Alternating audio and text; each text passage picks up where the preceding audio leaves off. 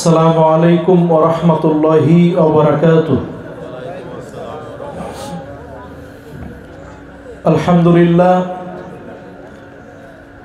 আলহামদুলিল্লাহি রাব্বিল আলামিন, আসসালাতু ওয়াসসালামু আলা খায়রি খালকিহি মুহাম্মদ ওয়া আলা আলিহি ওয়া সাহবিহি আজমাইন, আম্মা বা'দ। فأعوذ بالله من الشيطان الرجيم. وما آتاكم الرسول فخذوه وما نهاكم عنه فانتهوا واتقوا الله إن الله شديد العقاب. عن أبي هريرة رضي الله تعالى عنه قال قال رسول الله صلى الله عليه وسلم كل أمتي يدخلون الجنة إلا من أبى. قيل من أبى يا رسول الله؟ قال رسول الله صلى الله عليه وسلم من أطاعني دخل الجنة ومن عصاني فقد أبى. رواه البخاري. عن عائشة رضي الله تعالى عنها قالت قال رسول الله صلى الله عليه وسلم من عمل عملا ليس عليه أمرنا فهو رد. رواه মুসলিম। শুকরিয়া আদায় করি আল্লাহ রাব্বুল আলামিনের জন্য, যার অশেষ অনুগ্রহে বাইতুস সালাহ আহলুল হাদিস জামে মসজিদের উদ্যোগে আয়োজিত আজকের ইসলামী সম্মেলনে আল্লাহ রাব্বুল আলামিন আমাদেরকে উপস্থিত হওয়ার, আসার, বসার, কিছু বলার, শোনার জন্য কবুল করেছেন বলি আলহামদুলিল্লাহ। শান্তি বর্ষিত হোক সর্বশেষ নবী জনাবে মুহাম্মদ রাসূলুল্লাহ সাল্লাল্লাহু আলাইহি ওয়াসাল্লামের উপর।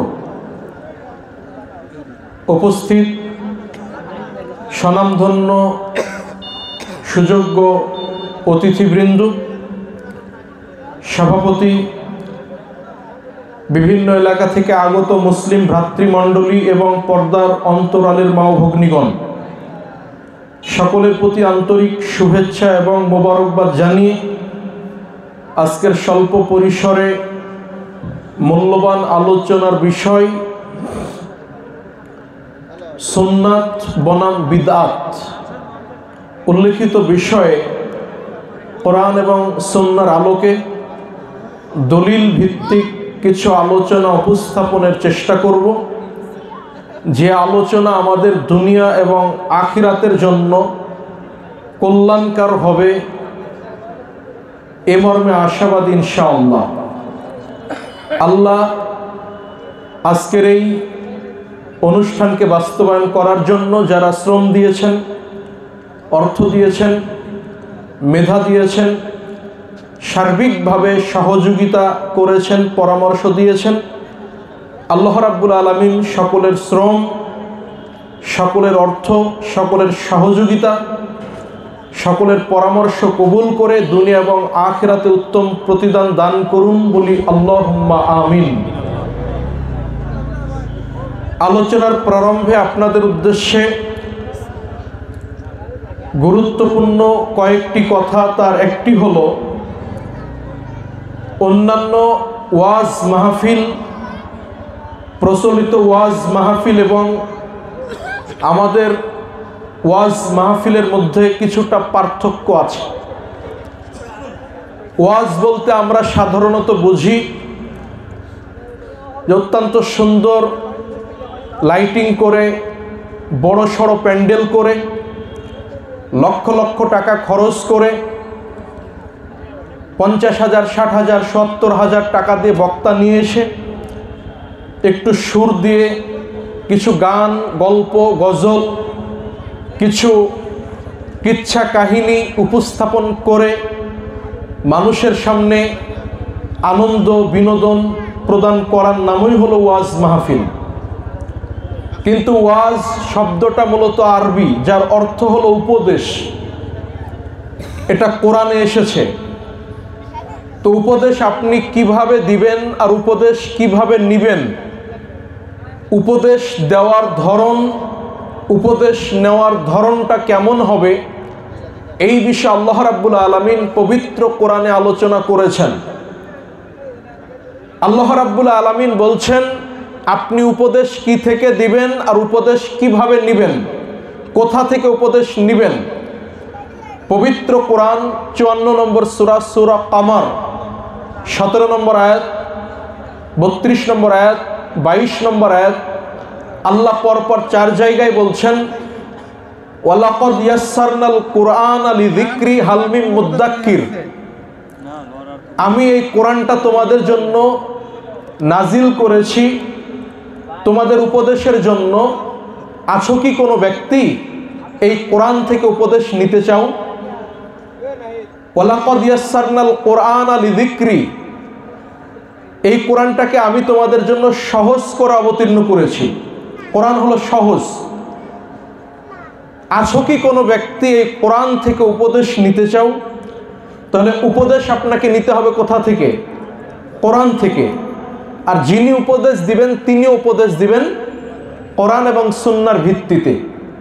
সম্মানিত উপস্থিতি, অতএব আমাদের যতটুকু কথা হবে আল্লাহর কোরআন এবং নবী সাল্লাল্লাহু আলাইহি ওয়াসাল্লামের বিশুদ্ধ হাদিসের ভিত্তিতে দলিল সহকারে আলোচনা উপস্থাপন করা হবে। অতএব যারা মাইকের আওয়াজ শুনতে পাচ্ছেন, এখনো যারা রাস্তাঘাটে চলাফেরা করছেন, বাইরে বসে আছেন, বাড়িতে রয়েছেন, আপনাদের প্রতি উদাত্ত আহ্বান, আপনারা ব্যক্তিগত কথা এবং কাজ ফেলে রেখে এই দ্বীনি মাজলিসকে মূল্যায়ন করুন। অত্যন্ত অল্প সময় মূল্যবান আলোচনা উপস্থাপনের চেষ্টা করব। মনোযোগ দিয়ে আলোচনা শ্রবণ করুন। আপনাদের দুনিয়া এবং পরকালের জন্য উপকার হবে এ মর্মে আশাবাদ ইনশাআল্লাহ। কেননা এইরূপ বৈঠকের দাম আল্লাহর নিকট অনেক বেশি। যেই বৈঠকে আল্লাহর কোরআন থেকে কথা বলা হয়, যেই মাজলিস আল্লাহ রাসূলের হাদিস অনুবাদ করা হয়, এইরূপ বৈঠকের দাম আল্লাহর নিকট অনেক বেশি, অনেক মূল্যবান। দুইটা হাদিস আপনার সামনে উপস্থাপন করে আলোচনা সামনের দিকে নিয়ে যাই। যে হাদিসটা আপনি সহিহ মুসনাদে আবি ইয়ালাতে পেয়ে যাবেন 4141 নম্বর হাদিস, মুসনাদে বাজ্জারে এসেছে 6467 নম্বর হাদিস। নবী সাল্লাল্লাহু আলাইহি ওয়াসাল্লাম বলেন, মা জালাসা কওমুন মাজলিসান, যখন আল্লাহ রাব্বুল আলামিনের কিছু বান্দা একত্রিত হয়ে কোনো স্থানে বসে, তাহলে একত্রিত হয়ে বসতে হবে, এটা আল্লাহ রাসূল বললেন। এমতো অবস্থায় তারা মনোযোগ সহকারে কোরআন এবং হাদিসের আলোচনা শ্রবণ করে। আলোচনা আপনাকে বসে মনোযোগ দিয়ে শুনতে হবে, একথা আল্লাহ রাসূল হাদিসের মধ্যে বলছেন। যদি আপনি আলোচনা মনোযোগ সহকারে বসে আলোচনা শ্রবণ করেন, ইল্লা নাদা মুনাদিম মিনাস সামা, এমতো অবস্থা আল্লাহ রাব্বুল আলামিন আসমান থেকে আহ্বান করেন। কে আহ্বান করেন? আল্লাহ। কোথায় থেকে? তাহলে আল্লাহ কোথায় আছে কথা বলেন? আল্লাহ আসমানে। আল্লাহ দুনিয়াতে সর্বত্র বিরাজমান নয়। আল্লাহ আসমান থেকে বলেন, যখন বৈঠক শেষ হয়ে আসে, কুমু মাগফুরাল লাকুম, তোমরা দাঁড়িয়ে যাও, তোমরা এখন আলোচনা শেষ করে এই জিকিরের মাজলিস ত্যাগ করে তোমরা তোমাদের স্থানে ফিরে যেতে পারো। কেন? আমি আল্লাহ তোমাদের অতীতের সমস্ত গুনাহগুলোকে, পাপগুলোকে ক্ষমা করে দিয়েছি। অবুদ্দিলাত সাইয়্যাতুকুম হাসানা, এবং তোমরা অতীতে যা পাপ করেছিলে এই দ্বীনি মাজলিসে বসার কারণে আমি আল্লাহ তোমাদের পাপগুলো নেকিতে পরিণত করে দিয়েছি। তাহলে আপনি যদি এই বৈঠকে বসে আলোচনা শ্রবণ করেন, একে তো আপনার পাপ আল্লাহ ক্ষমা করবেন, দুই আল্লাহ রাব্বুল আলামিন পাপগুলোকে নেকিতে পরিণত করে দিবেন। সুবহানাল্লাহ। আপনি দুনিয়াতে অনেক ইবাদত করতে পারবেন, আমল করতে পারবেন, কিন্তু ওই ইবাদত করলে, ওই আমল করলে আল্লাহ পাপ নেকি পরিণত করবেন, নেকিতে রূপান্তরিত করবেন, এমন কথা আল্লাহর নবী বলেননি। আপনি যদি হজ সম্পাদন করেন, আল্লাহ রাসূল বলছেন আল হাজ্জু ইয়াহদিমু মা কানা ক্বাবলা, যদি কোনো ব্যক্তির হজ আল্লাহর নিকট কবুল হয়ে যায়, ওই ব্যক্তি ওই দিনের মতো পাপমুক্ত হয়ে যায়। কেননা হজ মানুষের অতীতের সমস্ত পাপ গুনাহগুলোকে ক্ষমা করে দেয়। আপনি যদি হজ করেন তাহলে অতীতের পাপ ক্ষমা হবে, কিন্তু অতীতের পাপ নেকি হবে এমন কথা আল্লাহর নবী বলেননি। একইভাবে আপনি যদি সালাত আদায় করেন, অতীতের পাপ ক্ষমা হয়ে যায়। আপনি যদি সুন্দর করে ওযু করেন, অতীতের পাপ ক্ষমা হয়ে যায়। আপনি যদি রমজান মাসে তারাবি পড়েন, অতীতের পাপ ক্ষমা হয়ে যায়। এমন অনেক ইবাদত রয়েছে, আমল রয়েছে। আপনি যদি দুইজন মুসলিম পরস্পর সাক্ষাৎ হয়েছে, আপনি সালাম যদি মুসাফা করেন, এ দুইটি হাত মিলিয়ে, হাত পৃথক হওয়ার পূর্বে আল্লাহ অতীতের সমস্ত পাপগুলোকে দুইজনারই ক্ষমা করে দেন। কিন্তু পাপ নেকি হয় এমন কথা আল্লাহর নবী বলেননি। কিন্তু আপনি যদি এই বৈঠকে বসে মনোযোগ দিয়ে আলোচনা শোনেন, আল্লাহ আপনার পাপ ক্ষমা করবেন এবং আল্লাহ আপনার আমার পাপগুলোকে নেকিতে পরিণত করে দিবেন, বলি সুবহানাল্লাহ। অতএব আমরা বসে শেষ পর্যন্ত আলোচনা শ্রবণের চেষ্টা করব। আল্লাহ তৌফিক দান করুন, বলি আল্লাহুম্মা আমিন। আরেকটা হাদিস আপনাকে বলি, যে হাদিসটা আপনি সহিহ বুখারীতে পেয়ে যাবেন 6408 নম্বর হাদিস, যে হাদিসটা আপনি সহিহ মুসলিমে পেয়ে যাবেন 2689 নম্বর হাদিস, যেটা আপনি তিরমিজিতে পাবেন 3600 নম্বরে।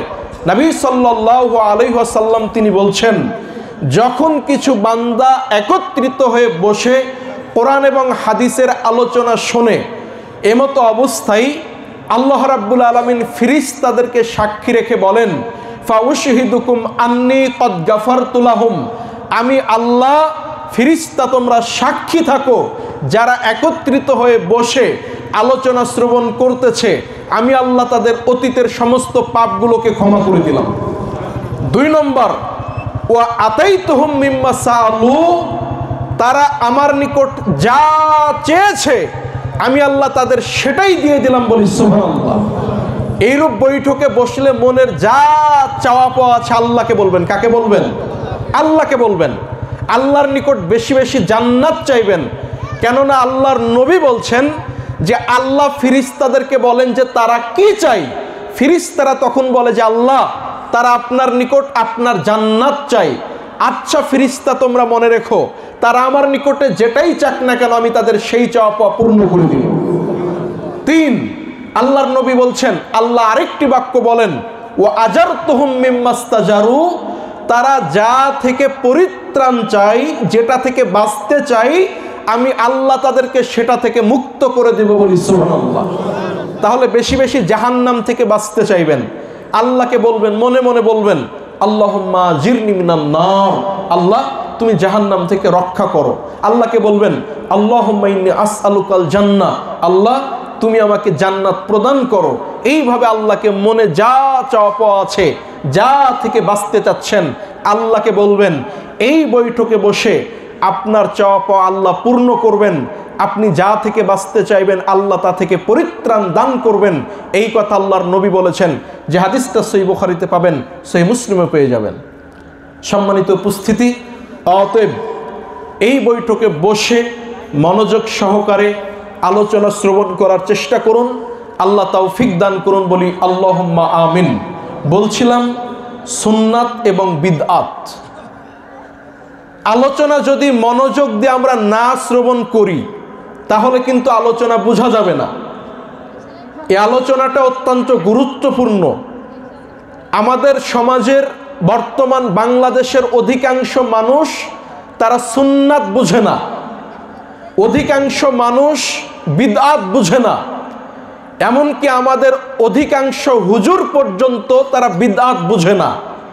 যার কারণে আমি যখন বক্তব্য দিয়ে যাব, এমনকি আমি আজকে বক্তব্য দিয়ে যাচ্ছি, আগামীকালকেও আপনাদের এলাকার হুজুর বলতে পারে, অনেক জায়গায় বলতে পারে যে হুজুর যে এসে মাইকে বক্তব্য দিল, আল্লাহর নবীর যুগে তো মাইক ছিল না, মাইক বেদাত নয়। আপনারা যে এইভাবে লাইটিং করে ওয়াজ মাহফিলের আয়োজন করলেন, আল্লাহর নবীর যুগে তো এইভাবে ওয়াজ মাহফিল হতো না, এইটা বিদাত নয়। হুজুরের হাতে দেখলাম মোবাইল আছে, আল্লাহর নবী তো মোবাইল ব্যবহার করতো না, ওইটা বিদাত নয়। বলে কি বলে না? বলে। কেন? তার বিদাত সম্পর্কে সঠিক জ্ঞান নাই, যার কারণে এই কথাটা বলে। তো সুন্নাত এবং বিদআত আপনাকে আমাকে বুঝতে হবে। সুন্নাত আরবি শব্দ, এক বচন বহু বচন হলো সুনান। সুন্নাত শব্দের আভিধানিক অর্থ হলো পথ, রাস্তা, পন্থা, পদ্ধতি। এটা হলো আভিধানিক অর্থ। সব কিছুর একটা আভিধানিক অর্থ থাকে আর একটা পারিভাষিক বা শারঈ অর্থ থাকে, যেটা আপনারা জানেন। তো সুন্নাত শব্দের আভিধানিক অর্থ হলো পথ, পন্থা, রাস্তা। আর বিদআত শব্দের অর্থ হলো নতুন আবিষ্কার বা নব আবিষ্কার, যা পূর্বে ছিল না, নতুন করে তৈরি হয়েছে, এটা শাব্দিক অর্থে বিদআত। আর সুন্নাতের পারিভাষিক শারঈ অর্থ কি? সুন্নাতের শারঈ অর্থ হলো, সুন্নাতের পারিভাষিক সংজ্ঞা হলো, পরিচয় হলো, যা নবী সাল্লাল্লাহু আলাইহি ওয়াসাল্লাম করেছেন।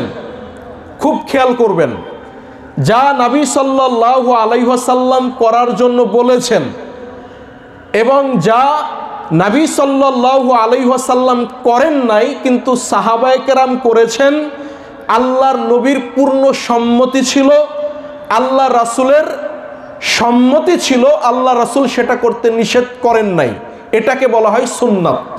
বুঝলেন?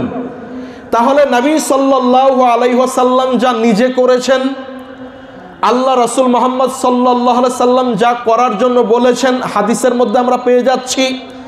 যা আল্লাহ রাসূল করেন নাই, কোনো সাহাবায়ে কেরাম করেছেন, আল্লাহ রাসূলের মৌন সম্মতি ছিল, এটার নাম কি? সুন্নাত। আর বিদআত হলো, শাব্দিক অর্থ হলো যা নব আবিষ্কার, যা নতুন করে তৈরি হয়েছে, সেটাই বিদআত। আর পারিভাষিক পরিচয় হলো যা আল্লাহ কোরআনের মধ্যে বলেন নাই, আল্লাহ রাসূল হাদিসের মধ্যে যেটা বলেন নাই। দুই, যা নবী সাল্লাল্লাহু আলাইহি ওয়াসাল্লাম তার জীবদ্দশায় কখনো কোনোদিন করেন নাই, যা সাহাবায়ে কেরাম তারাও করেন নাই। চার, ওই কাজটা, ওই বিষয়টা যদি আপনি আমি নেকির আশা নিয়ে আল্লাহ নবীকে খুশি করার জন্য করে থাকি, সেইটা হলো বিদআত। এটা হলো পারিভাষিক পরিচয়। তাহলে যা আল্লাহ এবং আল্লাহ রাসূল বলেন নাই, যা নবী সাল্লাল্লাহু আলাইহি ওয়াসাল্লাম করেন নাই, যা সাহাবায়ে কেরাম থেকেও প্রমাণিত নয়, কিন্তু ওই কাজটা যদি আপনি আমি ইবাদত মনে করে নেকির আশা নিয়ে আল্লাহ এবং আল্লাহর নবীকে সন্তুষ্ট করার জন্য করে থাকি, ওইটার নাম হলো বিদআত। এখন আপনি আমি যদি বলি এই মাইক আল্লাহর নবীর যুগে ছিল না, বাস ঠিক আছে, এই মাইকে ওয়াজ করার কথা, বক্তব্য দেওয়ার কথা আল্লাহ কোরআনে বলেন নাই, হাদিসের মধ্যে আল্লাহ রাসূল বলেন নাই। মাইকে আলোচনা করেছেন আল্লাহর নবী, সাহাবায়ে কেরাম, এমনটাও কোরআন হাদিসের কোথাও নাই। এরপরে যদি এই মাইকে আপনি আমি যদি নেকির আশায় বক্তব্য দিই বা এটাকে যদি আপনি আমি ইবাদত মনে করি, তাহলে এটাও বিদআত হবে। কিন্তু যদি নেকির আশায় না থাকে, এটাকে যদি আপনি আমি ইবাদতের মধ্যে প্রবেশ করাই না, তাহলে এটা বিদআত নয়। আপনি আমি হজ করতে, উমরাতে যাই, হজে যাই প্লেনে চড়ে, আল্লাহর নবী সাহাবায়ে কেরাম কেউ প্লেনে চড়ে, জাহাজে চড়ে হজে যান নাই। হজে আপনি প্লেনে যাবেন, এটা কোরআন হাদিসের কোথাও বলা নাই। এই জন্য আপনি আমি যদি ওইটাকে ইবাদত মনে করে নিই, তাহলে সেটা বিদআত হবে। আর যদি ইবাদত মনে না করেন, তাহলে সেটা বিদআত নয়। প্লেনে চড়ে হজ করলে 69 গুণ বেশি নাকি হয়, এমনটা কেউ মনে করে নাকি? তাহলে এটা বিদআত। আপনার আমার হাতে ঘড়ি আছে, আল্লাহর নবীর যুগে ছিল না, বাস মেনে নিলাম। নবী সাহাবায়ে কেরাম ব্যবহার করেন না, সেটাও মেনে নিলাম। কিন্তু এইটা যদি আমি ইবাদতের মধ্যে নিয়ে আসি, এইটা যদি আপনি আমি আল্লাহ এবং আল্লাহর নবীকে খুশি করার জন্য করি, এইটা যদি আপনি আমি ইবাদত মনে করে করি, তাহলে বিদআত হবে। আর যদি ইবাদত না মনে করা হয়, ইবাদতের মধ্যে না প্রবেশ করানো হয়, আর এইটা যদি আল্লাহ এবং আল্লাহর নবীকে খুশি করার জন্য না করা হয় তাহলে এইটা বিদআত নয়, এইটা বুঝলেই হবে। সম্মানিত উপস্থিতি, উদাহরণ দিয়ে আপনাকে আমি যদি বলি, তাহলে আমরা অনেক সময় কোরআন তেলাওয়াত শেষ করে সাদাকাল্লাহুল আযীম বলে কি বলে না? বলে। এইটা কোরআন হাদিসের কোথাও নাই, এ আয়াত রয়েছে সাদাকাল্লাহ, এটা কোরআনের আয়াত, ঠিক আছে, কিন্তু কোরআন তেলাওয়াত শেষ করে এই কথাটা আল্লাহ রাসূল সাহাবায়ে কেরাম কোনোদিন বলেন নাই। এখন আপনি আমি এইটা যে বলি, বলাটা তো নেকির কাজ মনে করেই করি, তাই নয় কি? কোরআনের আয়াত বলতে হবে, আয়াত পড়লে নেকি আছে, কোরআন তেলাওয়াত শেষের এটা একটা দোয়া, এই যে দোয়া বা ইবাদত মনে করে করতেছি, এই জন্য এটা বিদআত হবে। কথা বুঝলেন? কেন? আল্লাহর নবীর যুগে ছিল না, সাহাবায়ে কেরাম সেটা বলেন নাই, ঠিক আছে, কিন্তু আপনি আমি ওইটাকে কি মনে করছি? নেকি মনে করছি, ইবাদত মনে করে নিয়েছি, এই জন্য সেইটা বিদআত হবে। সম্মানিত উপস্থিতি, আপাতত আমরা পারিভাষিক এবং শাব্দিক সংজ্ঞা বললাম, পরিচয় বললাম। এবার আমরা সুন্নাতের গুরুত্ব কোরআন এবং হাদিসে কেমন এবং বিদআতের ভয়াবহতা কেমন, এই বিষয়ে আমরা কোরআন এবং হাদিস থেকে কিছু আলোচনা শুনি। একটু চলুন। আল্লাহ রাব্বুল আলামিন বলেন, ওয়ামা আতাকুমুর রাসূল ফাখুযুহু, সূরা হাশর আয়াত নম্বর 7। আল্লাহ রাব্বুল আলামিন বলছেন, ওয়ামা আতাকুমুর রাসূলু ফাখুযুহু, দুনিয়ার মানুষ শোনো, তোমাদেরকে নবী মুহাম্মদ রাসূলুল্লাহ সাল্লাল্লাহু আলাইহি ওয়াসাল্লাম যা দেয় সেটা নাও, সেটা গ্রহণ করো। নবী মুহাম্মদ রাসূলুল্লাহ সাল্লাল্লাহু আলাইহি ওয়াসাল্লাম যা বলে, যা করে, যা দেয় সেটাই নাও। ওয়ামা নাহাকুম আনহু ফান্তাহু, আর নবী মুহাম্মদ রাসূলুল্লাহ যা থেকে তোমাদেরকে নিষেধ করে, যেটা বারণ করে, যেটা বর্জন করার জন্য বলে, সেটাকে ত্যাগ করো। কে বললেন? আল্লাহ বলছেন। তাহলে নবী সাল্লাল্লাহু আলাইহি ওয়াসাল্লাম যা দেন সেটাকে আমাকে আপনাকে চোখ বন্ধ করে নিতে হবে, এইখানে বিন্দুমাত্র প্রশ্ন উত্থাপন করার সুযোগ নাই। আর নবী সাল্লাল্লাহু আলাইহি ওয়াসাল্লাম যা নিষেধ করেছেন সেইটাকে আপনাকে আমাকে বর্জন করতে হবে। কেন করলে সমস্যা কি, করলে অসুবিধা কি, এমন কোনো জিজ্ঞাসা উত্থাপন করা যাবে না। যা দেয় আল্লাহর নবী চোখ বন্ধ করে গ্রহণ করতে হবে, যা নিষেধ করে চোখ বন্ধ করে সেইটাকে ত্যাগ করতে হবে। এইটা আল্লাহ বললেন। আল্লাহ আরো বলছেন, ওয়াত্তাকুল্লাহ, আর তোমরা এই প্রসঙ্গে আল্লাহকে ভয় করো, এই প্রসঙ্গে আল্লাহকে ভয় করো। ইন্নাল্লাহ শাদীদুল ইকাব, নিশ্চয় আল্লাহ শাস্তি দানে কঠোর, আল্লাহ শাস্তি দানে অত্যন্ত শক্ত। অতএব নবী মুহাম্মদ রাসূলুল্লাহ যা দেন আপনাকে আমাকে চোখ বন্ধ করে সেটাই নিতে হবে।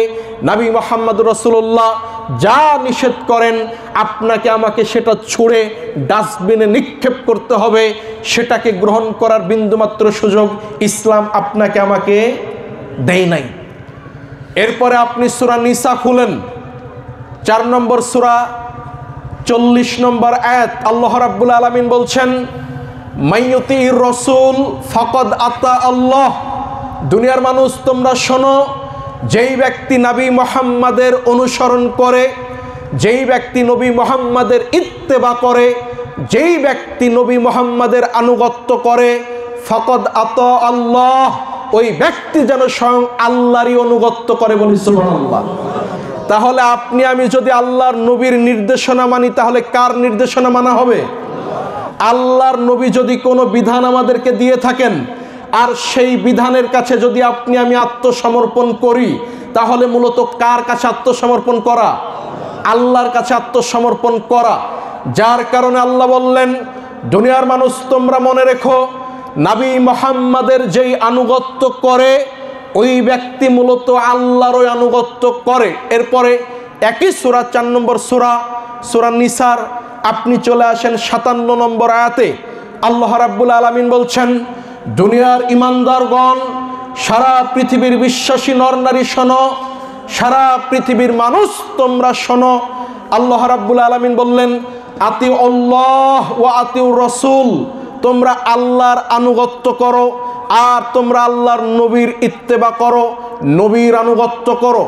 এক নম্বর আল্লাহ বললেন আতিউল্লাহ, আল্লাহর অনুসরণ করো, আল্লাহর ইত্তেবা করো, আল্লাহর আনুগত্য করো, নবীর ইত্তেবা করো, নবীর অনুসরণ করো, নবীর আনুগত্য করো। ওয়া উলিল আমরি মিনকুম, এবং যারা উলিল আমর রয়েছে, নেতৃস্থানীয় ব্যক্তিবর্গ রয়েছে, যারা নেতৃস্থানীয় ব্যক্তিবর্গ রয়েছে তাদের ইত্তেবা করো, তাদের অনুসরণ করো। এই কথা আল্লাহ রাব্বুল আলামিন তিনি বললেন।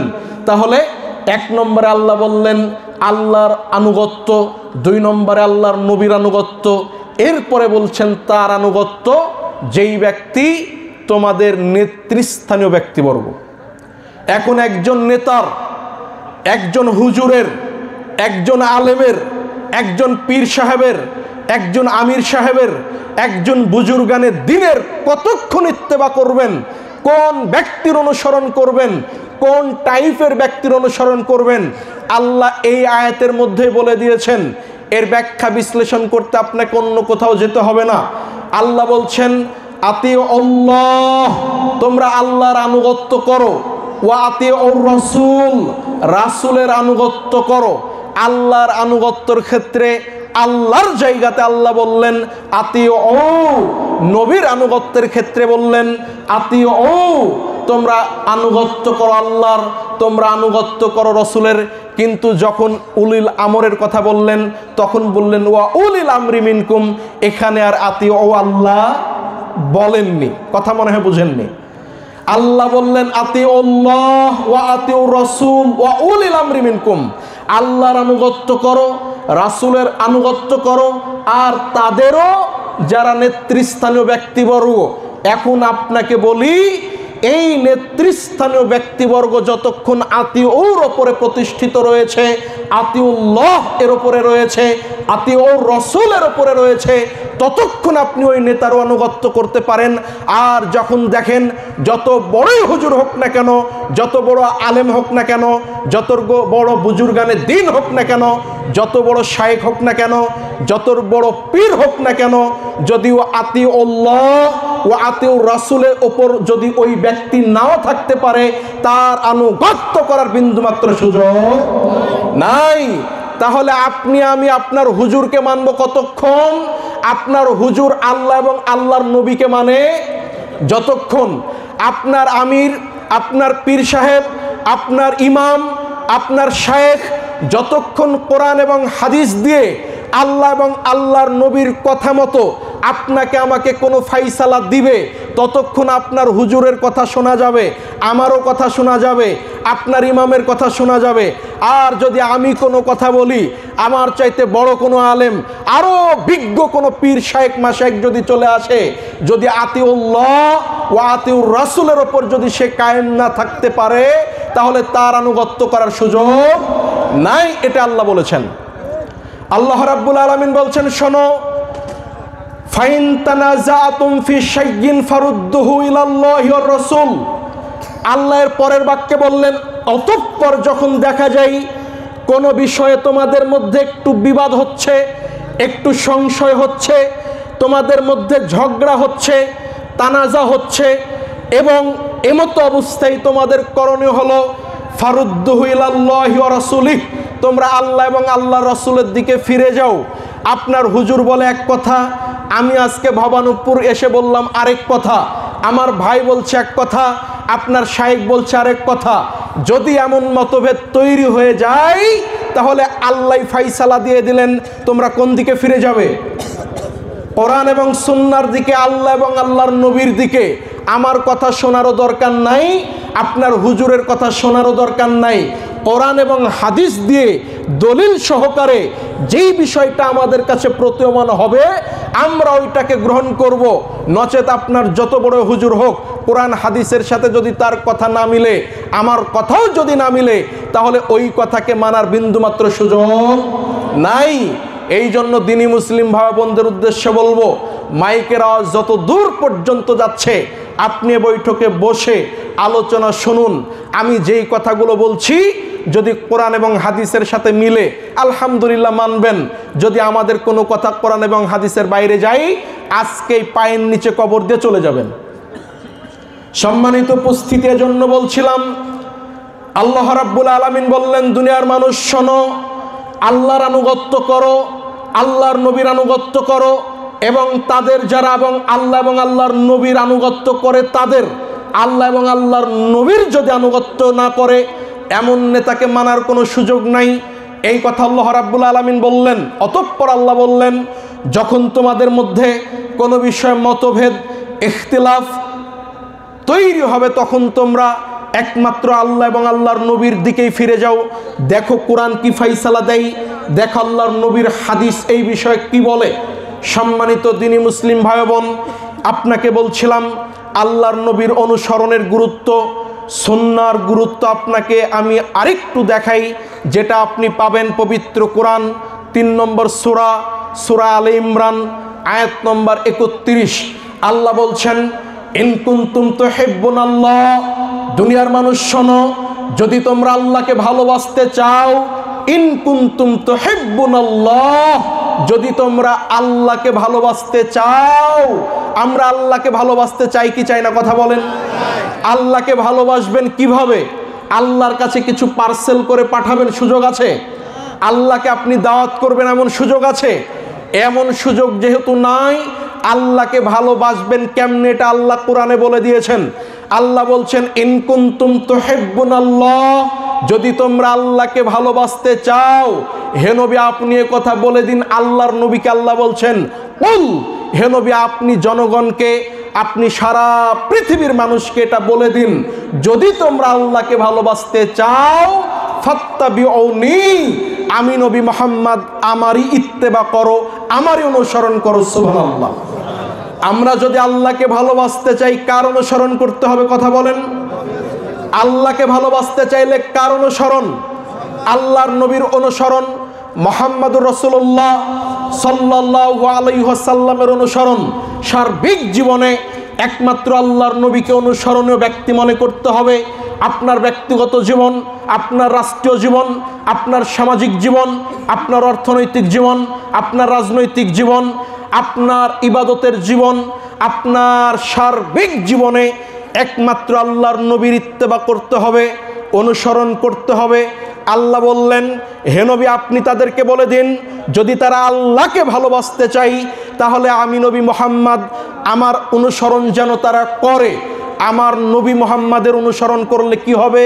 আল্লাহ বলছেন, যদি তারা তোমার ইত্তেবা করে, ইন কুনতুম তুহিব্বুনাল্লাহ ফাত্তাবিউনি, যদি তারা তোমার অনুসরণ করে তাহলে তুমি তাদের জানিয়ে দাও, ইউহিব্বুকুমুল্লাহ, আল্লাহ তোমাকে ভালোবাসবেন। সুবহানাল্লাহ। তাহলে আপনি আমি যদি আল্লাহকে ভালোবাসতে চাই, আল্লাহর ভালোবাসা পেতে চাই, তাহলে কার অনুসরণ করতে হবে? কোন হুজুরের অনুসরণ, কোন পীরের অনুসরণ, কোন ইমামের অনুসরণ, কোন মাযহাবের অনুসরণ, কোন ব্যক্তির অনুসরণের সুযোগ নাই। আমরা যদি আল্লাহকে ভালোবাসতে চাই আর আল্লাহর ভালোবাসা পেতে চাই, তাহলে আমাদের করণীয় হবে একমাত্র আল্লাহর নবী মুহাম্মাদের অনুসরণ। এরপর আল্লাহর নবী বললেন, আল্লাহ আরো বলছেন, তাহলে কি হবে? ইয়াগফির লাকুম যুনুবাকুম, আল্লাহ রাব্বুল আলামিন তোমাদের অতীতের সমস্ত পাপ গুনাহগুলোকে ক্ষমা করে দিবেন। সুবহানাল্লাহ। আল্লাহ রাব্বুল আলামিন বললেন, হে নবী আপনি জনগণকে বলে দিন, যদি তারা আল্লাহকে ভালোবাসতে চায় তাহলে আমি নবী মুহাম্মদ আমার যেন অনুসরণ করে, তাহলে আল্লাহ তাদেরকে ভালোবাসবেন। এবং আল্লাহ রাব্বুল আলামিন বললেন, আল্লাহ তাদের অতীতের পাপ ক্ষমা করে দিবেন। তাহলে আমরা আল্লাহর নবীকে যদি ভালোবাসি, আল্লাহর নবীর অনুসরণ যদি করি সার্বিক জীবনে, তাহলে আপনার আমার জন্য 3টা লাভ। 1, আল্লাহকে ভালোবাসা যাবে। 2, আল্লাহর ভালোবাসা পাওয়া যাবে। 3, আল্লাহ আপনার আমার পাপকে ক্ষমা করবেন।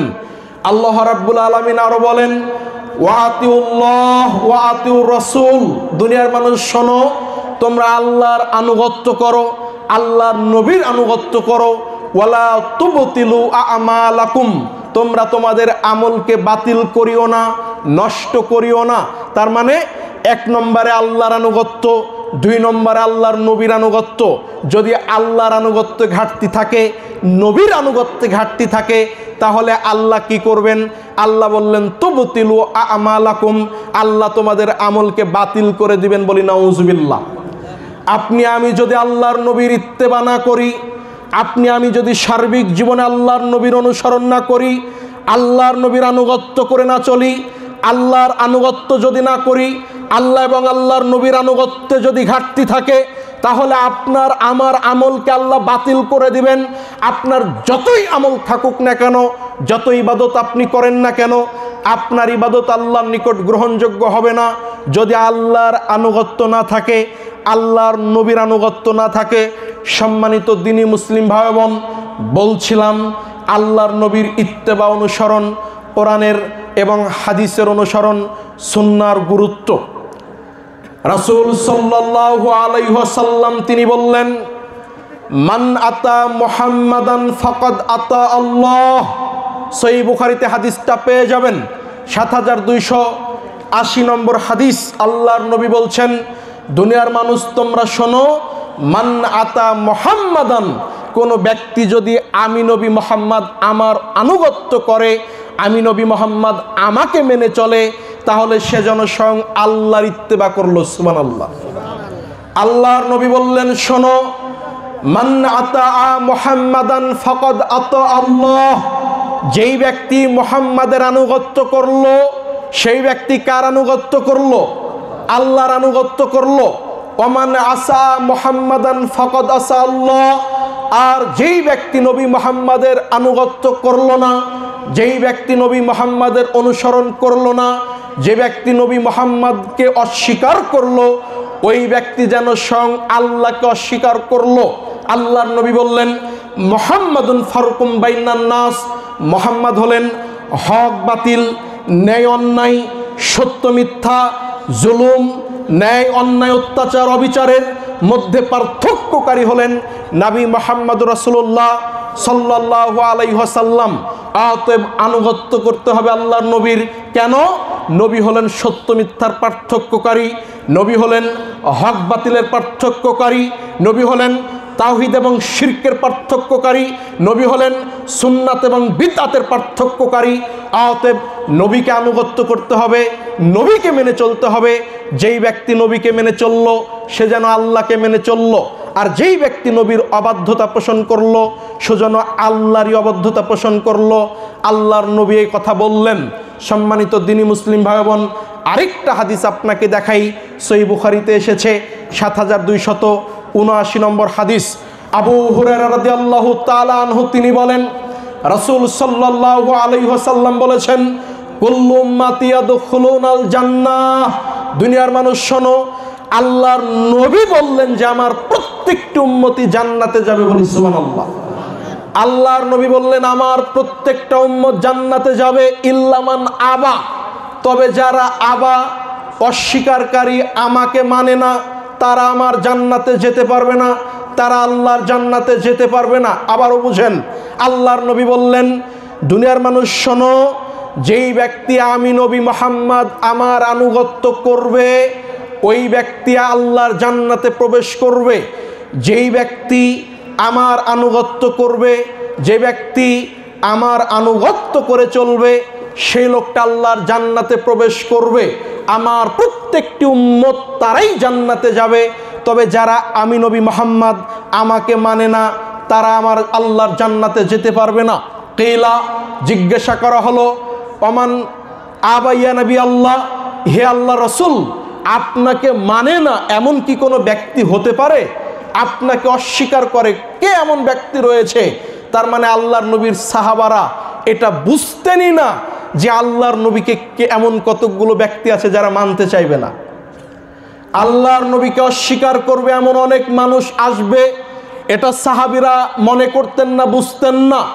যার কারণে আল্লাহর নবী বললেন আমার সমস্ত উম্মত তারা আমার আল্লাহর জান্নাতে চলে যাবে। যারা আমি নবী মুহাম্মদ আমাকে অস্বীকার করে তারা জান্নাতে যেতে পারবে না। জিজ্ঞাসা করা হলো, ওমান আবাইয়া রাসূলুল্লাহ, আল্লাহর নবী আপনাকে মানে না এমন কি কোনো ব্যক্তি হয়? তখন আল্লাহর নবী বললেন, শোনো, আল্লাহর নবী বললেন, মান আতাআনি দাখালাল জান্নাহ, যে ব্যক্তি আমি নবী মুহাম্মদ আমাকে মেনে চলবে তারাই মূলত আমাকে মানে, তারাই যাবে আল্লাহর জান্নাতে।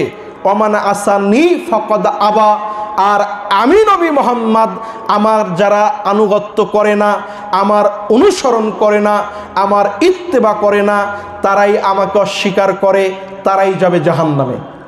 সহিহ বুখারীর হাদিস।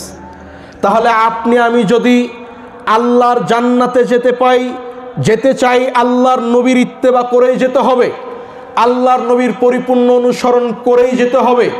যে আল্লাহর নবীর ইত্তেবা করে সেই জান্নাতে যাবে, আর যে ব্যক্তি নবীর অনুসরণ করে না, যে ব্যক্তি আল্লাহর নবীর আনুগত্য করে না, সেই ব্যক্তি হলো আল্লাহর নবীকে অস্বীকারী। এই ব্যক্তি আল্লাহর জান্নাতে প্রবেশ করতে পারবে না। কেন? এই লোকটা হলো আল্লাহর নবীকে অস্বীকারী, অমান্যকারী, এই লোকটা হলো আল্লাহর অবাধ্য। এই কথা আল্লাহর নবী বললেন। সম্মানিত উপস্থিতি, এজন্য বলছিলাম সুন্নাতের গুরুত্ব অনেক বেশি, আল্লাহর নবীর অনুসরণের দাম অনেক বেশি, সুন্নাতের মূল্যায়নের দাম অনেক বেশি। যার কারণে আপনার উদ্দেশ্যে আমি বলছিলাম, সুন্নাতকে আপনাকে মূল্যায়ন করতে হবে সার্বিক জীবনে। আল্লাহর নবীর পদ্ধতি অনুযায়ী আপনাকে আমাকে জীবন গঠন করতে হবে। কেন? এটাই হলো সুন্নাতের রাস্তা, এটাই হলো সহজ সরল সঠিক পথ। পক্ষান্তরে আল্লাহর নবীকে অস্বীকার করে যদি আমি কোনো ব্যক্তি, কোনো দল, কোনো মতের অনুসরণ করি, আল্লাহর নবীকে যদি আমি ছুঁড়ে ফেলে দিই, আল্লাহর নবীর যদি আমি অনুসরণ না করি, তাহলে আপনাকে আমাকে আল্লাহর জাহান্নামে যেতে হবে। সম্মানিত উপস্থিতি, এজন্য বলছিলাম সুন্নাতের দাম, সুন্নাতের মূল্য অনেক বেশি। এবার আসুন বিদআত সম্পর্কে আপনাকে কিছু ধারণা দিই। বিদআত শব্দের শাব্দিক অর্থ হলো যা কিছু নতুন আবিষ্কার করা হয়েছে। ইসলামী শরীয়তের পরিভাষায় আল্লাহ এবং আল্লাহর নবী যা কোরআন এবং হাদিসের মধ্যে বলেন নাই, নবী সাল্লাল্লাহু আলাইহি ওয়াসাল্লাম যিনি নিজেও করেন নাই, আল্লাহর নবীর সাহাবায়ে কেরাম তারাও করেন নাই, কিন্তু ওই কাজটাকে যদি আমি ভালো মনে করে, নেকির আশা নিয়ে, ইবাদত মনে করে, আল্লাহ এবং আল্লাহর নবীকে রাজি খুশি করার জন্য করে থাকি, দিনের মধ্যে নতুন করে তৈরি করে থাকি, তাহলে এটা হলো বিদআত। যেটা দিনের বাইরে, দিনের অংশ নয়, সেইটা বিদআত নয়। দিনের মধ্যে ঢুকিয়েছেন কিন্তু আল্লাহর নবী বলেননি, করেননি, এটার নাম হলো বিদআত। সম্মানিত উপস্থিতি, যেই বিদআতের পরিণাম আল্লাহ কোরআনে অনেক জায়গায় ভয়ঙ্করভাবে উল্লেখ করেছেন, আল্লাহর নবী হাদিসের মধ্যে অত্যন্ত ভয়ঙ্কর পরিণাম উল্লেখ করেছেন। সম্মানিত উপস্থিতি, এজন্য বলছিলাম আপনার আমার সার্বিক জীবনের আমল, আপনার আমার ইবাদত, আপনার আমার কর্ম হতে হবে একমাত্র আল্লাহকে রাজি খুশি করার জন্য এবং আল্লাহর নবীর পদ্ধতি অনুযায়ী। আল্লাহর নবী এবং সাহাবায়ে কেরাম যেই নীতিতে, যেই পদ্ধতিতে, যেইভাবে করেছেন, ওইভাবে অনুগত্য ওইভাবে অনুসরণ করেই আপনাকে আমাকে সম্পাদন করতে হবে। যদি এর বাইরে চলে যাই, সেটাই হবে বিদআত, যার পরিণাম হলো ডাইরেক্ট জাহান্নাম, যার পরিণাম হলো ভ্রষ্টতা। এই কথা আল্লাহর নবী বলেছেন। সম্মানিত উপস্থিতি, এজন্য বলছিলাম আজকে আমাদের সমাজে অধিকাংশ মানুষ বিভিন্নভাবে এইরূপ বিদআতের সাথে নব আবিষ্কৃত যা ইবাদতের মধ্যে প্রবেশ করানো হয়েছে, আল্লাহ এবং আল্লাহর নবী যেটার অনুমোদন দেন নাই, যেটা আল্লাহর নবী এবং সাহাবীদের আমল থেকে প্রমাণিত নয়, এমন অনেক অগণিত অসংখ্য ইবাদত আমল আমরা তৈরি করেছি, আমাদের সমাজে প্রচলিত আছে, যার কোনো দলিল কোরআন হাদিসে নাই। যেই ইবাদত করার মাধ্যমে আল্লাহর অমান্য করা হয়, যে ইবাদত করার মাধ্যমে আল্লাহর নবীকে অপমান করা হয়। সম্মানিত উপস্থিতি, পৃথিবীতে দুইটা ব্যতিক্রম ধর্মী পাপ আছে, যেই দুইটা পাপ মানুষ পাপ মনে করে না, যেই দুইটা পাপ মানুষ নেকির আশায় ইবাদত মনে করে। পৃথিবীতে অনেক পাপ রয়েছে, যেই পাপগুলোকে আমরা নেকি মনে করি না, বরং গুনাহ মনে করে, পাপ মনে করে, অপরাধ মনে করেই করি। একজন চোর যখন চুরি করে ওই চোর কখনো এটাকে নেকি মনে করে নাকি গুনাহ মনে করে? করেন, গুনাহ মনে করে। একজন জেনাকারী ব্যক্তি যখন জেনা করে ওই জেনাকারী ব্যক্তিও জানে আমি যেটা করছি এটা পাপ, এটা গুনাহ।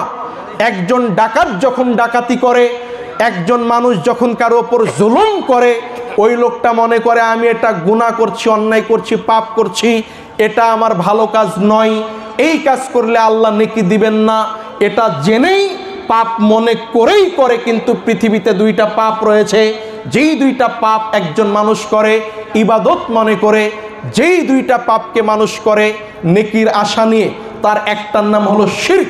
আজকে আপনি চলে যান শাহজালালের মাজারে, আজকে আপনি চলে যান আপনাদের আসার পথে এখানে পাগলিমার মাজার রয়েছে, আর অনেক মাজার রয়েছে।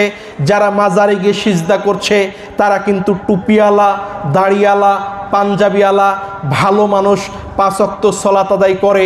ও যে মাজারে গিয়ে সিজদা করছে এটাকে পাপ মনে করে নাকি নেকি মনে করে? কথা বলেন। নেকি মনে করে, বরং ইবাদত মনে করে। চোখের পানি ছেড়ে মাজারে হাত তুলে কান্নাকাটি করছে, ওই লোকটা এইটাকে গুনাহ মনে করে না, এইটাকে পাপ মনে করে না, বরং এইটাকে অপরাধ মনে করে না, এটাকে ইবাদত মনে করেই করে। আপনার চলে গেছে হজে, হজ করতে গিয়ে দেখছে আপনার কবুতর চত্বর থেকে গমের দানাগুলো আপনার খুঁটে খুঁটে নিয়ে এসে আপনার যার বাচ্চা হয় না, যার সন্তান হয় না তাকে খাওয়ায়। কেন? ওই কবুতর চত্বর থেকে গম নিয়ে এসে গম খেলে সন্তান হবে, এই ধারণা পোষণ করে। আছে কি নাই? এটা কি ভালো আশাতে করে নাকি মন্দ আশাতে?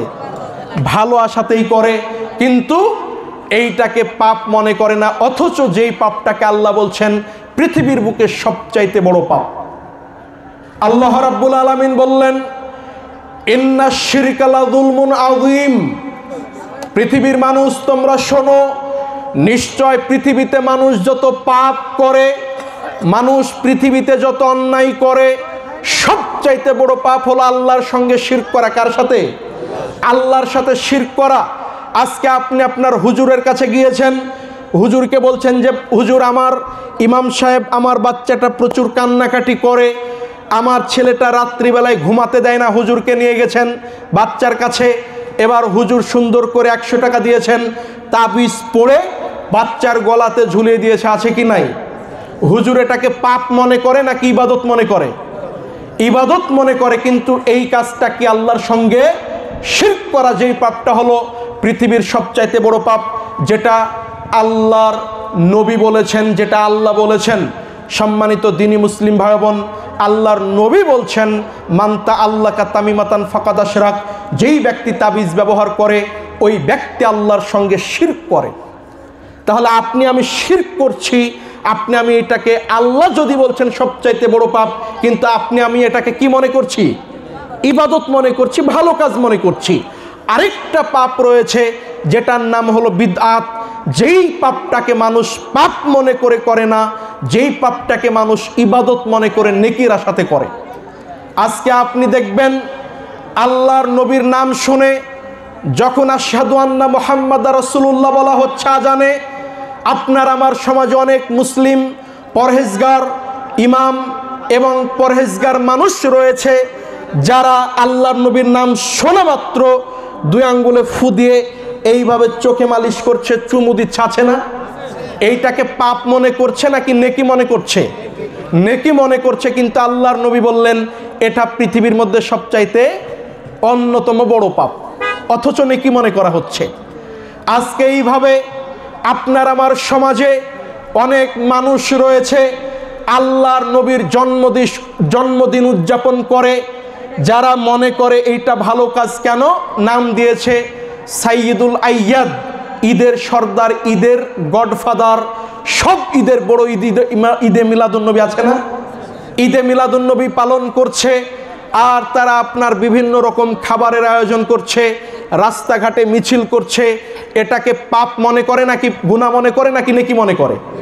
নেকি মনে করে, ভালো কাজ মনে করে। কিন্তু এইটা আল্লাহর নবী এবং আল্লাহর নির্দেশনা না থাকার কারণে আপনি আমি যতই নেকির কাজ মনে করে করি না কেন, যেহেতু আল্লাহর নবী আল্লাহর রাসূলের সাহাবায়ে কেরাম করেন নাই, এই আমলটা আপনার আমার করার বিন্দুমাত্র সুযোগ নাই।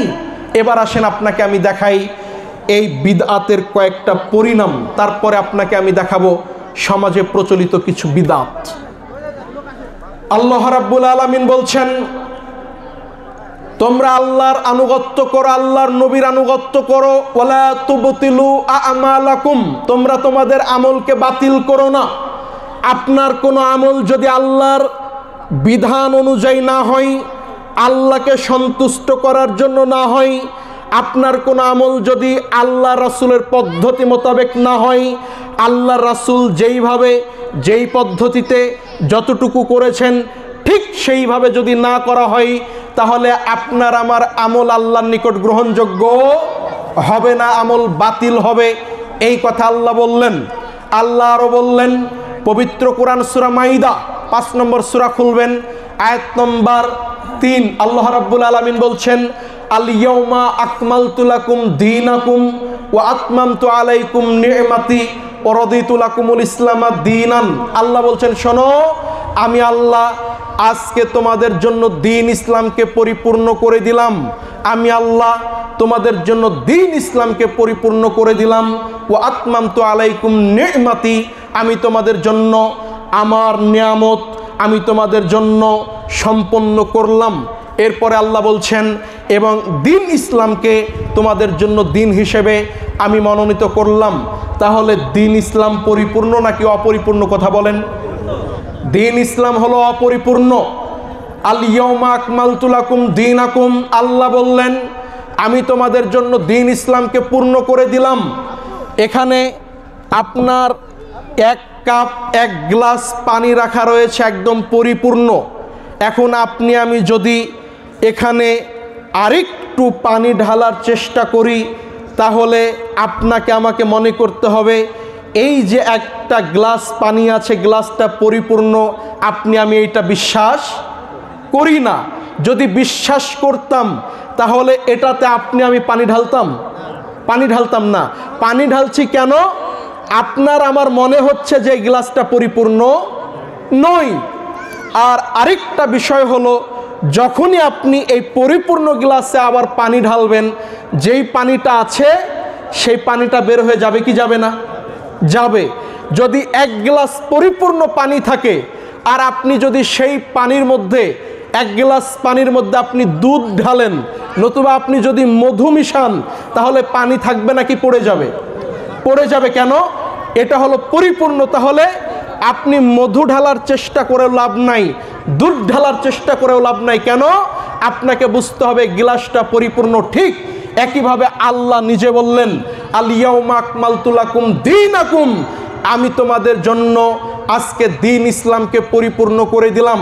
এখন আপনি আমি যদি মনে করি 5 ওয়াক্ত ফরজ সালাতের পরে দ্বীন ইসলাম পরিপূর্ণ হয়ে গেছে, এরপরেও হুজুরদেরকে নিয়ে মুক্তাদিদেরকে নিয়ে একটু হাত উঠিয়ে সম্মিলিত আমিন আমিন না বললে ভালো লাগে না, তাহলে আপনাকে আমাকে বুঝতে হবে আপনি আমি দ্বীন ইসলামকে পরিপূর্ণ মনে করিনি। আল্লাহর নবী বলে দিলেন, বিবাহের পরে আপনার সমাজে কোনো ছেলের কোনো মেয়ের বিবাহ সম্পন্ন হলো, বিবাহের পরবর্তী সুন্নাতি দোয়া হলো, বারাকাল্লাহু লাকা ওয়া বারাকা আলাইকা ওয়া জামা বাইনাকুমা ফি খায়রিন। এটা হলো আল্লাহ এবং আল্লাহর নবীর দেওয়া পদ্ধতি। আর আপনি আমি যদি মনে করি ইমাম সাহেবকে দিয়ে একটু হাত উঠিয়ে দোয়া করে নিব, তাহলে এই পদ্ধতি যেহেতু আল্লাহ এবং আল্লাহর নবী দিয়ে যান নাই, আল্লাহর নবীর পদ্ধতি বাদ দিয়ে আপনি আর একটা পদ্ধতি ঢুকাচ্ছেন, তার মানে দ্বীন ইসলাম আপনার কাছে পরিপূর্ণ নয়। আর আপনি যখনই এই পরিপূর্ণ দ্বীন ইসলামে কোনো কিছু ঢুকাতে যাবেন, প্রবেশ করাতে যাবেন, তখন একটা স্পষ্ট বিষয়কে আপনি সমাজ থেকে, আল্লাহর বিধান থেকে, আল্লাহর দ্বীন থেকে আপনি বাদ দেওয়ার চেষ্টা করছেন। যখনই আপনি 5 ওয়াক্ত সালাত পড়ে হাত উঠিয়ে দোয়া করার জন্য চেষ্টা করবেন, প্রয়োজন মনে করবেন, এটাকে ইবাদতে পরিণত করবেন, তখন আল্লাহর নবী ফরজ সালাতের পরে মাসনুন দোয়া শিখিয়ে গিয়েছেন অনেকগুলো। আপনি বলেন আস্তাগফিরুল্লাহ আস্তাগফিরুল্লাহ আস্তাগফিরুল্লাহ, আল্লাহুম্মা আনতাস সালাম ওয়া মিনকাস সালাম, তাবারাকতা ইয়াদাল জালালি ওয়াল ইকরাম, এমন অনেক দোয়া রয়েছে। এরপরে আপনি বলেন আল্লাহু লা ইলাহা ইল্লা হুয়াল হাইয়ুল কাইয়ুম, এইভাবে আপনি আয়াতুল কুরসি পড়েন। আল্লাহর নবী বলছেন, শোনো, যদি কোনো মুসলিম কোনো ব্যক্তি ফরজ সালাত শেষ করে আয়াতুল কুরসি পাঠ করে তাহলে তার জন্য জান্নাত অবধারিত হয়ে যায়। ওই ব্যক্তি যেন জান্নাতে প্রবেশ করে ফেলে। তো জান্নাতে প্রবেশ করে না কেন? ওই ব্যক্তি জান্নাতে যেতে পারে না কেন?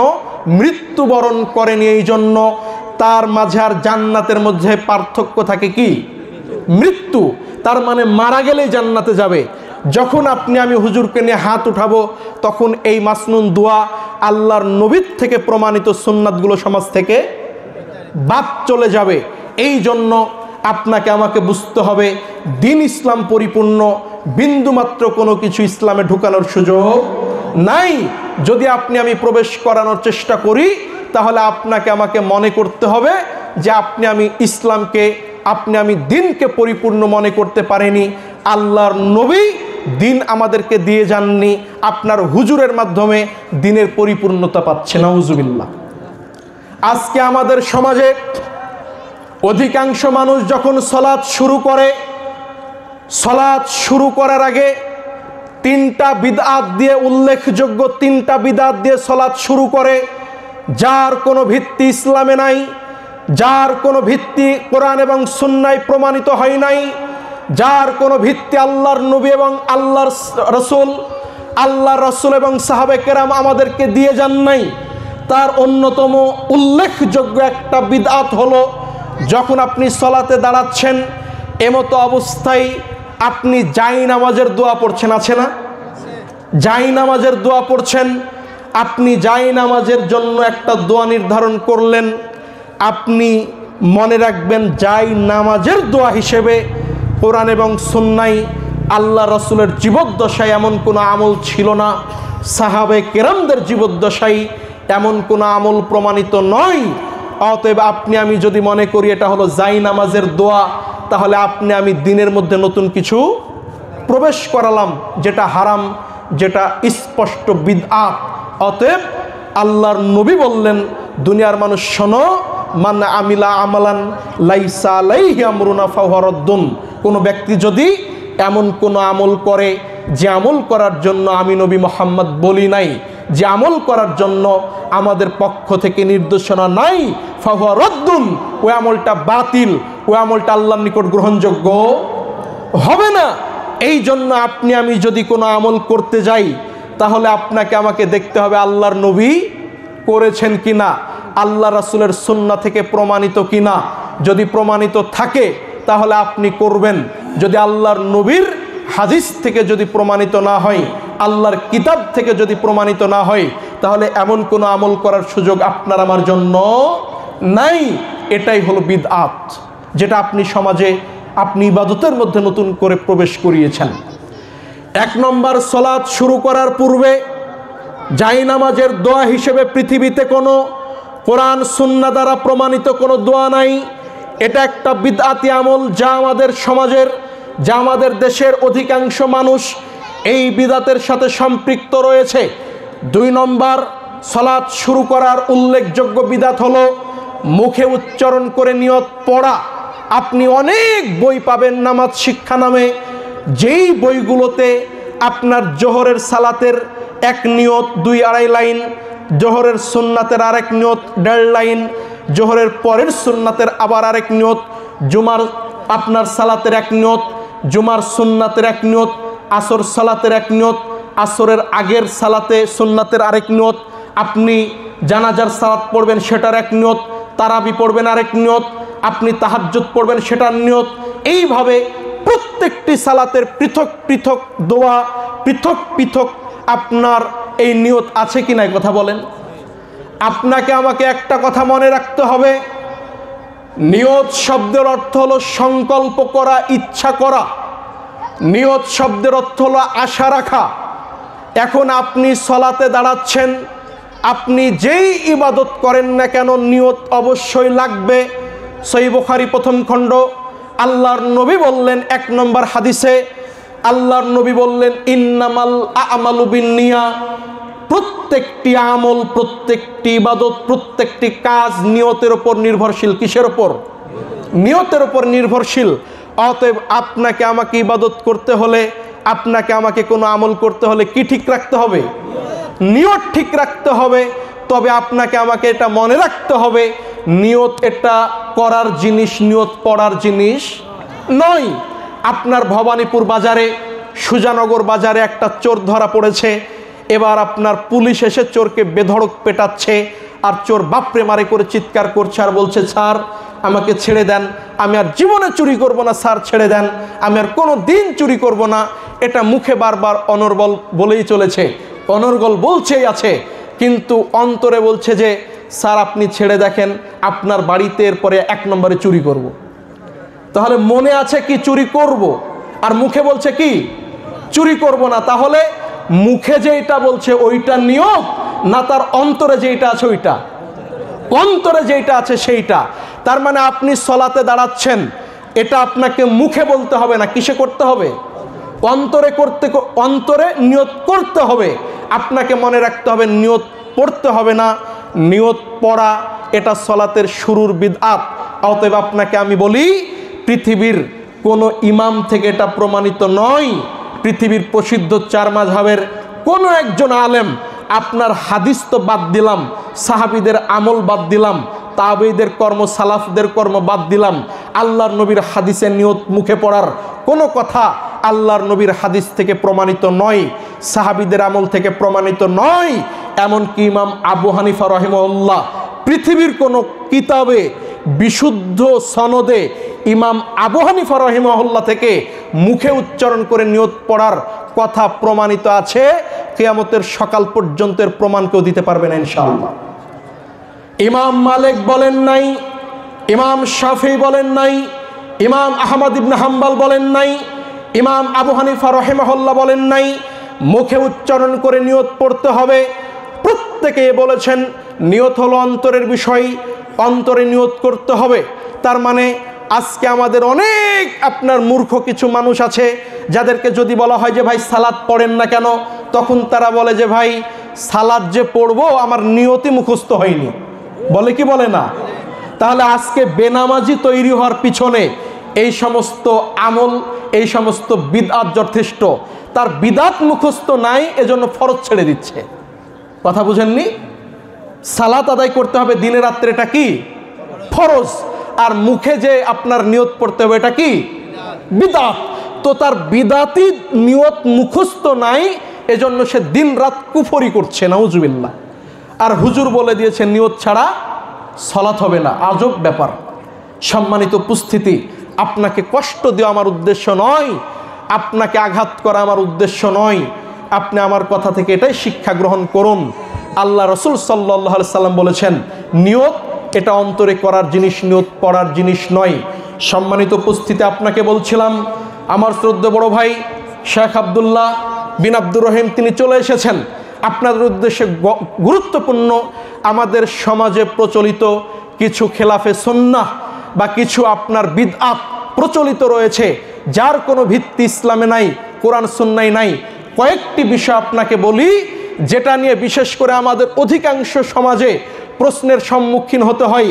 আপনাদের পাবনা আতাইকুলা একবার এসেছিলাম, সেখানে একবার বলছে যে ভাই যে আপনারা আগে ইফতার করেন কেন? বলে কি বলে না? আছে এই কথা আপনাদের সমাজে? নবী সাল্লাল্লাহু আলাইহি ওয়াসাল্লামের 2টা হাদিস মনে রাখবেন। আমরা আগে ইফতার করি নাকি আল্লাহ রাসূলের সুন্নাতের উপর আমল করি, নাকি যারা আগে পরে করে তারা বিদাতের উপর আমল করে, এটা দলিল নিয়ে নেন। যে হাদিসটা আপনি তিরমিজিতে পাবেন, সহিহ বুখারীতে পাবেন, 1958 নম্বর হাদিস। আল্লাহ রাসূল সাল্লাল্লাহু আলাইহি সাল্লাম বলছেন ইযা গারাবাতিশ শামস, যখন সূর্য অস্তমিত যাবে, যখন সূর্য ডুবে যাবে, আফতারা সায়েম, তখন একজন সিয়াম পালনকারী সিয়াম পালন করবে, তখন একজন ইফতারকারী ইফতার করবে। সিয়াম পালনকারী ইফতার করবে কখন? যখন সূর্য ডুবে যাবে। তাহলে সূর্য ডুবে গেলে আপনাকে আমাকে ইফতার করতে হবে, আগে পরে সেইটা আমি পরে আসি। ক্যালেন্ডার অনুযায়ী করবেন নাকি কোন মসজিদের আজান ফলো করবেন সেইটা পরে। আরেকটা হাদিস আপনাকে বলে যাই, যে হাদিসটা আপনি আবু দাউদের মধ্যে পাবেন 2358 53 নম্বর হাদিস, নবী সাল্লাল্লাহু আলাইহি ওয়াসাল্লাম বলছেন, লা ইয়াজালুন নাসু বিখাইরিন মা আজ্জালুল ফিতরা, ততদিন পর্যন্ত মানুষ কল্যাণের উপর থাকবে যতদিন পর্যন্ত তারা দ্রুত ইফতার করবে। বলি সুবহানাল্লাহ। সূর্য অস্তের সাথে সাথে যতদিন আপনি আমি ইফতার করব ততদিন কি বিজয় থাকবে? ইসলাম বিজয় থাকবে, মানুষ কল্যাণের উপর থাকবে। এই কথা আল্লাহর নবী বলছেন। পরের বাক্যে আল্লাহর নবী আরো ভয়ঙ্কর বাক্য উপস্থাপন করলেন। আল্লাহর নবী বললেন, শোনো, লিআন্নাল ইয়াহুদা ওয়ান নাসারা লায়াখিরুন, ইহুদি নাসারারা দেরিতে ইফতার করে। বলি নাউজুবিল্লাহ। দেরিতে ইফতার করা কাদের স্বভাব? ইহুদি নাসারাদের স্বভাব। আর সূর্য ডুবে গেলে সাথে সাথে ইফতার করা কার সুন্নাত? দেরিতে ইফতার করা ইহুদিদের সুন্নাত। আর সূর্য অস্তমিত হওয়ার সঙ্গে সঙ্গে ইফতার করা কার সুন্নাত? আল্লাহর নবীর সুন্নাত। এবার আসুন, আপনি কোন ক্যালেন্ডার অনুযায়ী ইফতার করবেন? নাকি আমার কথা শুনবেন, নাকি আপনার হুজুরের কথা শুনবেন? আপনার হাতে অ্যান্ড্রয়েড ফোন আছে, আপনি গুগলে গিয়ে লিখবেন সানসেট টুডে। আপনি যেই স্থানে আছেন ওই স্থানের সূর্য অস্তমিত হওয়ার টাইম আপনাকে দেখিয়ে দিবে। দেখবেন আপনার সূর্য অস্তমিত হচ্ছে আপনার পাবনা, আপনার সুজানগরে 5:45, 6:30, 6:40 আর আপনার হুজুর আজান দেয় 3 মিনিট 5 মিনিট লেটে, হয় না? তদন্ত করবেন আমি ভুল বললাম নাকি ঠিক বললাম। আরেকটা কথা তদন্ত করবেন, আপনার মসজিদে আজান হচ্ছে এবং অধিকাংশ ক্যালেন্ডারগুলো ছাপা আছে, আপনি দেখবেন সূর্য অস্তমিত হচ্ছে 5:45, ইফতারের সময় দেওয়া আছে 5:50, হয় না? কেন হলো? আল্লাহর নবী তো সহিহ বুখারীর স্পষ্ট হাদিসে বলে গেলেন, ইযা গরাবাতিশ শামস, যখন সূর্য ডুবে যাবে সঙ্গে সঙ্গে ইফতার করতে হবে। তাহলে আমি হাবিবুল্লাহ, আমার ভাই আব্দুল্লাহ, তার কথার 5 পয়সা দাম নাই, আপনার হুজুরের কথা শোনার দরকার নাই, আমার কথা শোনার দরকার নাই। সূর্য ডুববে সঙ্গে সঙ্গে ইফতার করবেন, বলি ইনশাআল্লাহ। অতএব এটা হলো সুন্নাহ সম্মত আমল, দলিল সম্মত আমল। আরেকটা বিষয় আপনাদেরকে বলি, একই প্রশ্ন, যে ভাই আপনারা আগে সালাত আদায় করেন কেন? বলে না, আগে সালাত আদায় করেন কেন?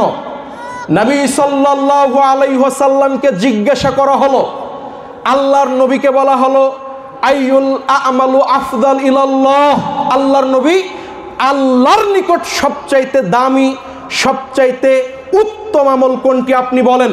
আল্লাহর নবী 1 নম্বরে কি বললেন জানেন? আল্লাহর নবী বললেন, শোনো, আউয়াল ওয়াক্তে সালাত আদায় করা, আউয়াল ওয়াক্তে সালাত আদায় করা আল্লাহর নিকট কি? প্রিয়, উত্তম আমল। এই কথা আল্লাহ রাসূল সাল্লাল্লাহু আলাইহি সাল্লাম বললেন। সম্মানিত হাজিরিন, আল্লাহ রাব্বুল আলামিন আপনার আমার জন্য আউয়াল ওয়াক্তে সালাত আদায় করাকে ফরজ করে দিয়েছেন। আল্লাহ রাব্বুল আলামিন বলছেন, শোনো, নিশ্চয় আল্লাহ রাব্বুল আলামিন ঈমানদারদের জন্য সালাত ফরজ করেছেন। ইন্নাস সালাতা কানাত আলাল মুমিনিনা কিতাবাম মাওকুতা, সূরা নিসা 4 নম্বর সূরার 103 নম্বর আয়াত। নিশ্চয় আল্লাহ তোমাদের জন্য ফরজ করেছেন যথা সময়ে সালাত আদায় করার। তাহলে আপনি সালাতের ওয়াক্ত দেখবেন, সময়সূচি দেখবেন। এরপরে সময়সূচি বলতে গেলে অনেক লম্বা সময়ের ব্যাপার, সেই দিকে যাচ্ছি না। এখন আপনি দেখবেন ফজর সালাত আমরা যেই সময় আদায় করি, আসরের সালাত যেই সময় আদায় করি, জোহরের সালাতটা যেই সময় আদায় করি, সেটা আউয়াল ওয়াক্তে নাকি ওয়াক্ত হচ্ছে আপনার 3:15টায় সালাত আদায় করছি 4:30টায়? আপনি দেখবেন, আপনি চেষ্টা করবেন, আপনি তদন্ত করবেন, আমরা ওয়াক্ত হওয়ার আগে সালাত আদায় করছি নাকি ওয়াক্ত হয়ে গেলে আমরা দ্রুত আউয়াল ওয়াক্ত অনুযায়ী সালাত আদায় করছি। এটা চেষ্টা করবেন, বোঝার তৌফিক দান করুন, বলি আল্লাহুম্মা আমিন। সম্মানিত উপস্থিতি, আলোচনার শেষ লগ্নে এসে আপনার উদ্দেশ্যে বলি, যে কোনো মূল্যে সুন্নাতকে মেনে চলবেন, সুন্নাপন্থীদের সাথে থাকবেন, আল্লাহর নবীর ইত্তেবা করবেন, আল্লাহর নবীর বিরুদ্ধাচরণ করে আমলকে বরবাদ করবেন না, পরকাল হারাবেন না। আজকে অবাক হতে হয়, আজকে আপনি আল্লাহর নবীর সুন্নাতকে মানতে পারেন না, ভালো কথা। আল্লাহ রাসূলের ইত্তেবা আপনার নসিবে জুটে না, ভালো কথা। কিন্তু আল্লাহর নবীর ইত্তেবা না করে, আল্লাহর নবীর বিশুদ্ধ হাদিসের উপর আমল না করে, যারা বিশুদ্ধ হাদিস অনুযায়ী আমল করে, আল্লাহর নবীর ইত্তেবা করে, যারা সুন্নাতের অনুসরণ করে, আপনি তাদেরকে বৃদ্ধাঙ্গুলি দেখাবেন, আপনি তাদেরকে অপমানিত করবেন, এমনকি আপনি মসজিদ থেকে তাদেরকে পিটিয়ে বের করে দিবেন, এমন দুঃসাহস কোনো মুসলিমের তো দূরের কথা, কোনো অমুসলিম এমন দুঃসাহস দেখানোর সাহস করতে পারে না। কয়েকদিন আগে আমরা দেখলাম বাংলাদেশের একজন বড় পীর সাহেব, যাকে আমরা সারা বাংলাদেশে হক্কানি বলে জানি, হক্কানি পীরের একটা ঘটনা আপনাকে বলি। গত কয়েকদিন আগে আপনার হক্কানি পীর বলছে, অনেক বড় পীর সাহেব, যেই পীর সাহেবের কিয়ামতের ময়দানে জাহাজ নিয়ে তার অনুসারীদের মুরিদদের বাঁচানোর ক্ষমতা রাখে, ওই পীর সাহেব বলছে যে শোনো, যখন মসজিদে কেউ আমিন বলে মসজিদ ফাটিয়ে দিবে তখন তাকে পিটিয়ে ফাটিয়ে দাও। বলেছে কি বলেনি? তাকে উত্তম মাধ্যম দিয়ে ফাটিয়ে দাও। আপনি এ কথা কেন বললেন? আল্লাহ রাসূলের সুন্নাহ আপনার নসিবে জুটে না, আল্লাহর নবীর বিশুদ্ধ হাদিস আপনি আমল করতে পারেন না। কিন্তু যদি কোনো মুসলিম ভাই, যদি কোনো বান্দা আল্লাহর নবীর সুন্নাহর উপর আমল করে, আল্লাহর নবীর হাদিসের উপর আমল করে, আল্লাহর নবীর ইত্তেবা করে, অনুসরণ করে, তাকে আপনি আঘাত করবেন, এটা কোনো মুসলিমের পরিচয় হতে পারে না। আল্লাহর নবী বললেন, ইদা আম্মানাল ইমামু ফাআম্মিনু।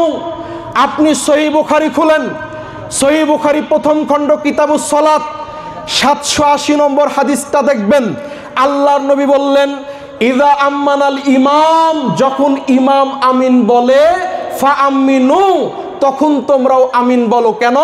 ফাইন্নাহু মান ফাকাত তাআমিনহু তাআমিনাল মালায়েকা গুফিরা লাহু মা তাকাদ্দামা মিন যামবি। শোনো, যদি তোমাদের আমিন এমত অবস্থায় ইমামের আমিন একই সঙ্গে ফেরেশতার আমিন বলে, যদি সকলের আমিন একই সঙ্গে মিলে যায়, আল্লাহ তোমাদের অতীতের সমস্ত পাপকে ক্ষমা করে দিবেন।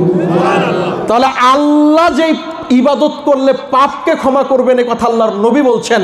একাধিক বিশুদ্ধ হাদিস, মাদ্দা বিহা সাউতাহু, এরপরে আছে আপনার রফা বিহা সাউতাহু, অগণিত অসংখ্য হাদিস থাকার পরেও আপনি বলছেন আমিন বললে তাকে পিটিয়ে ফাটিয়ে দিতে হবে। সম্মানিত উপস্থিতি, আল্লাহকে ভয় করুন, আল্লাহর নবীর হাদিসকে আপনি সম্মান করতে শিখুন, আল্লাহ রাসূলের সুন্নাহর উপর আমল করতে শিখুন। অতএব আপনাদের উদ্দেশ্যে বলি, আপনি আল্লাহ রাসূলের সুন্নাতকে অকপটে গ্রহণ করুন, বৃদ্ধাঙ্গুলি দেখাবেন না, আল্লাহ রাসূলের সুন্নাহ নিয়ে ব্যঙ্গ করবেন না। আল্লাহ রাসূলের সুন্নাতের ওপর আমল করার কারণে তাকে আঘাত করতে বলা মানে আল্লাহ রাসূলের সুন্নাতকে আঘাত করা, যেটা করলে একজন মুসলিম ব্যক্তির ঈমান চলে যায়, ঈমান নষ্ট হয়ে যায়, ওই ব্যক্তি আর মুসলিম থাকে না। অতএব আপনাদের উদ্দেশ্যে বলি, যে কোনো মূল্যে সুন্নাহর উপর আমল করতে আগ্রহী হন, সুন্নাহর উপর আমল করতে শিখুন। আশ্চর্য ব্যাপার, সম্মানিত উপস্থিতি, অথচ আজকে আমাদের সমাজে শেখানো হচ্ছে যখন মসজিদে ঢুকবেন সাথে সাথে বসে যান, মসজিদে ঢুকে সালাত আদায় করা যাবে না। সহিহ বুখারীর হাদিস 1142 নম্বর হাদিসটা আপনি খুলবেন। আল্লাহ রাসূল বলছেন, ইযা দাখালা আহাদুকুমুল মসজিদ ফালা ইয়াজলিস হাত্তা ইউসাল্লি রাকাতাইন। শোনো, যখন তোমাদের কোনো ব্যক্তি মসজিদে প্রবেশ করবে, সে যেন 2 রাকাত সালাত আদায় না করা পর্যন্ত মসজিদে না বসে। কে বলেছেন? বুখারীর হাদিস। এখন আপনার হুজুর যদি বলে আগে বসেন, লালবাতি জ্বলাকালীন মসজিদে সুন্নাত ধরা যাবে না, বলে কি বলে না? তাহলে আপনি কোথায় আল্লাহ রাসূলকে মূল্যায়ন করলেন, আল্লাহ রাসূলের সুন্নাতকে আপনি মূল্যায়ন করলেন? সম্মানিত উপস্থিতি, অতএব আমরা যে কোনো আমল করতে গেলে আল্লাহ রাসূলের পদ্ধতি অনুযায়ী করার চেষ্টা করব। আল্লাহ রাসূল যেভাবে করেছেন, সাহাবে কেরাম আল্লাহ রাসূলদের থেকে যে আমলটা যেইভাবে প্রমাণিত হয়েছে আমরা সেইভাবে করার চেষ্টা করব। আল্লাহ তৌফিক দান করুন, আল্লাহুম্মা আমিন। আল্লাহ রাসূল বলছেন, মান আমিলা আমালান লাইসা আলাইহি আমরুনা ফাহুয়া রাদ্দুন। যদি কোনো ব্যক্তি এমন কোনো আমল করে যে আমলটা আমাদের থেকে প্রমাণিত নয়, আল্লাহ রাসূল সাহাবে কেরাম করেন নাই, বলেন নাই, এমন আমল করার সুযোগ নাই। অতএব আল্লাহ আমাদের কোরআন সুন্নাহ অনুযায়ী চলার, জীবন গঠন করার তৌফিক দান করুন বলি আল্লাহুম্মা আমিন। উপস্থিত রয়েছেন আমার শ্রদ্ধেয় বড় ভাই শেখ আব্দুল্লাহ বিন আব্দুর রহিম, অত্যন্ত শ্রদ্ধার মানুষ, আমাদের আপনাদেরও শ্রদ্ধার মানুষ। আমাদের উপস্থিত আছেন শ্রদ্ধেয় বড় ভাই শেখ মোকাররম বিন মহসিন আল মাদানী হাফিজাহুল্লাহ। আল্লাহ রাব্বুল আলামিন আমাদের সবাইকে যেন দিনের জন্য, ইসলামের জন্য কবুল করুন বলি আল্লাহুম্মা আমিন। আপনারা আমার জন্য দোয়া করবেন, আমাদের সকলের জন্য দোয়া করবেন। আল্লাহ আপনাদের সার্বিক জীবনে বারাকা দান করুন, দুনিয়া এবং আখিরাতে উত্তম প্রতিদান দান করুন। বলি আল্লাহুম্মা আমিন। আসসালামু আলাইকুম ওয়া রাহমাতুল্লাহি ওয়া বারাকাতুহু।